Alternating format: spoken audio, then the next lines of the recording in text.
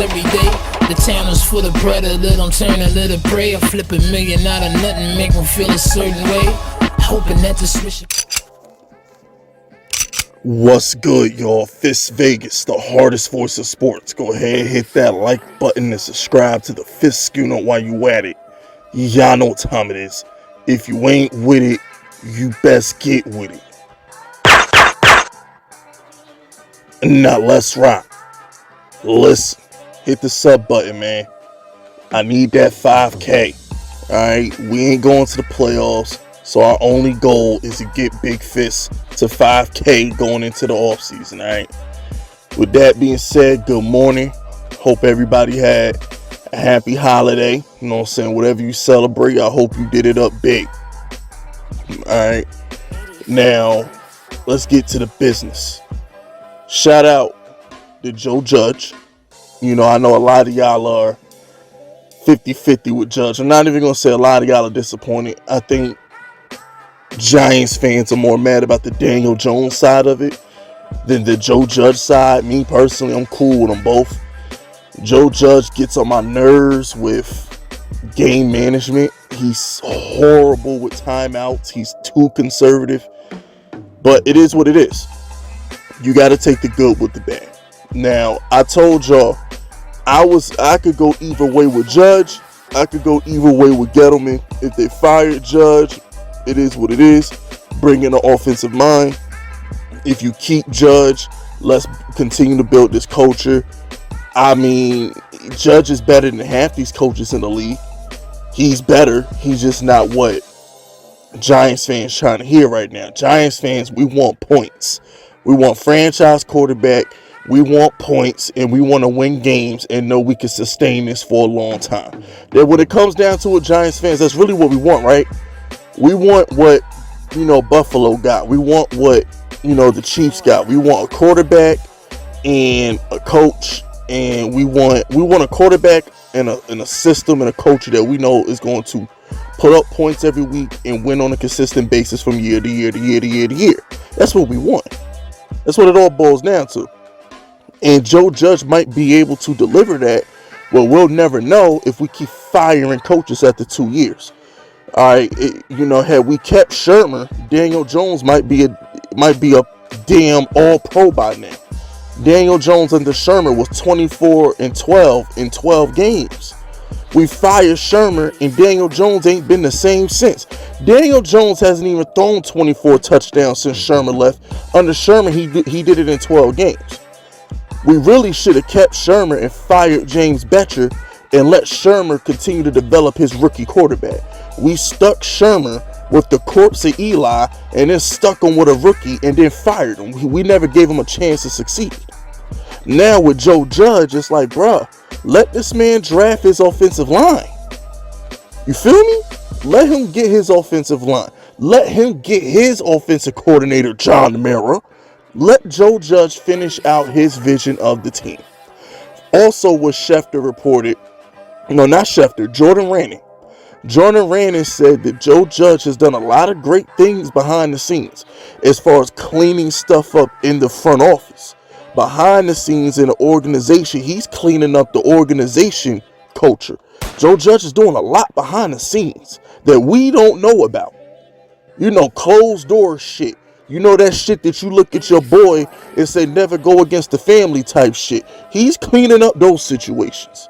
So shout out to Joe Judge for literally putting his footprint on the culture of the entire organization, not just the football team. You feel me? I like Joe Judge. And we play hard for Joe Judge. It's just the way he burns timeouts in the amount of punts, it's mind-boggling. Like, can you take a page out of John Harbaugh and what's his name, Brandon Staley in LA, who goes for it on like every fourth down? Like, Judge, can we get a little aggressive? Can we not just lay down and take this shit? Like, for real, Joe Judge is like a submissive housewife. Face down, ass up, do what you do. You know what I'm saying? I don't want that. I want me a freak in the sheets. I want a girl who gonna put me in handcuffs and ride me till I can't come no more. Pause. I don't want no girl that's just gonna lay face down, ass up, and just lay there like a damn body. Anyway, I digress. Okay?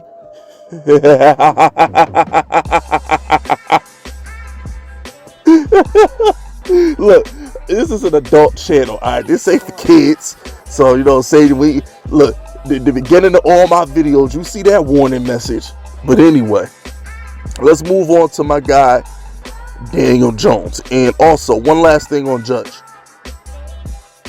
We're firing Gettleman, which means Kevin Abrams is the guy.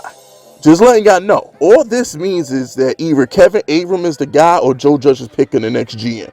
Just as a heads up. Now, on to Daniel Jones. I spoke on this a day ago, man, because this really isn't breaking news about the Daniel Jones situation. I spoke about this Christmas Eve, I want to say.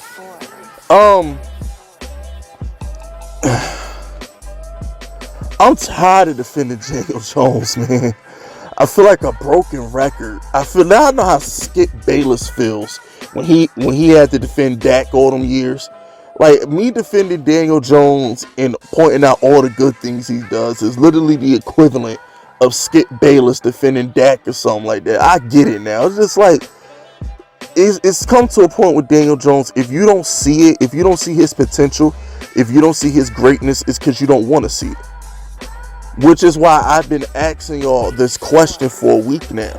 If Daniel Jones and Jake Fromm came out at the same damn time, who would y'all draft? And it bothers me because now y'all say, oh yeah, we'll take Daniel Jones. No, y'all wouldn't. Y'all are lying. Y'all would take Jake Fromm because Jake Fromm came from Georgia.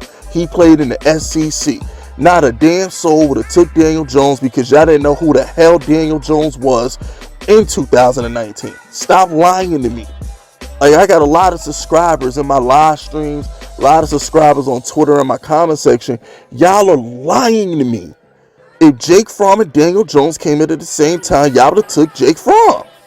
It's the same thing. Y'all took Haskins. Y'all wanted Haskins because he came from Ohio State. We can't take this kid from Duke. I didn't even know Duke had a football team. He's playing with a bunch of lawyers and scientists. That's what y'all was saying. So it's just like, when it comes to Daniel Jones, a lot of y'all look at Daniel Jones as that random no-name from Duke, and y'all can't let draft night go. Y'all can't let it go. Y'all don't want to give him a chance. Which is why I keep trying to say Daniel Jones might be better off on another team with a fan base that appreciates him. This New York fan base is never going to like Daniel Jones. You got a cult following with me and people who think like me. But other than the small group of people who think like me, they want Daniel Jones all the way up out of here. So, as far as I'm concerned, man, I love Daniel Jones. I'm happy he's coming back. But if Denver offers a first-round pick, you trade him. If the Saints offer a first-round pick, you trade him. I ain't no fool either. You know what I'm saying? So, it's one of those situations where he has the structural neck damage. I'm not a fan of that. Peyton Manning is my favorite quarterback of all time. And Peyton Manning had to retire early. He's a year older than Tom Brady. Peyton Manning should still probably be playing football to this day. To this day. But he's not because of a neck injury. You know, and Daniel Jones, man, he's a mobile quarterback. He's not like Peyton Manning, who played with a bad neck in Denver because Peyton Manning didn't go nowhere. That fool literally dropped to his knees if he thought he was going to get sacked. If the play wasn't there, he dropped to his knees. Daniel Jones is going to go and try and chuck a linebacker. So, look, I love Daniel Jones, but if I know my Xbox, I'm going to date myself a little bit right now, right? If I know my gaming console, my Xbox is getting red rings, or my PlayStation, or my PS2 only load a specific game or some shit like that, I'm going to trade it in before it gets too bad. When I take it to GameStop, I'm going to have the disc in the system so it loads that one game that works, so they take it. If I'm getting red rings, I'm a freaking, you know what I'm saying, I'm going to trade it in, because if you back, you know, those of y'all who remember when you got the red rings, you know what I'm saying, sometimes that shit might work for like a couple hours, but you got to keep it on, because if you turn it off, you know what I'm saying, it ain't going to work no more. There was tricks to the trade. So what I'm trying to say is with Daniel Jones' broke neck, trade him before he can't be traded. get rid of him before we can't get rid of him. Alright? I always like to think long-term, Giants fans. This has always been my theme in life. What is the final destination? If we're not going to give Daniel, ask yourselves this, and this is the biggest Daniel Jones fan in the world. I don't have a negative thing to say about the guy. But if you're John Mara and you're the front office, if you know you're not gonna get, if you're not comfortable giving him $20 to $25 million 5-year extension, trade him. That's what it comes down to. If you're not comfortable giving Daniel Jones a $20 to $25 million 5-year extension or 5th-year option, whatever, you trade him. Simple as that. I don't know what else to say, because we can't give him a contract extension because we don't know what the hell he is yet. The injuries and the bad line, we don't know. But it is what it is, man. And Jake Fromm, we trust. Let's get that W today, fellas. That's it. That's all. Subscribe to the unit if you rocking with me. My name is Fist Vegas, and I approve this message.